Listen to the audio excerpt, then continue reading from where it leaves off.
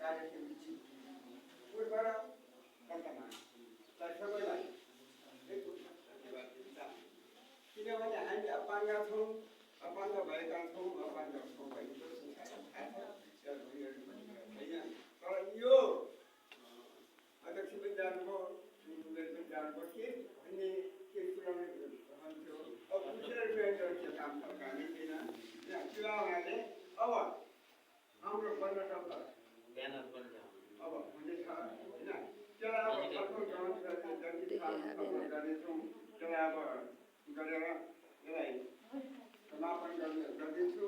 अब त्यस्तो बन्न सक्छ हामीले गर्नेछौँ छलफल किताबीहरू यहाँ पुग्छिनेछन् ब्यानरको आछ सर सबै अब पुगेर सब गरेर सामने गरेर फेरि सबै हातमालो गरेर हामी अगाडि गर्नेछौँ।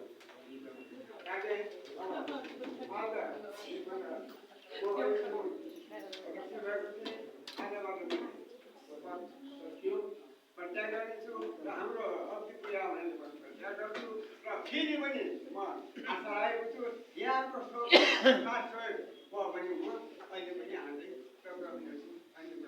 राजे अब यसलाई धेरै लामो लगाउँ धेरै हुन्छ यसलाई आज यो समापन भएको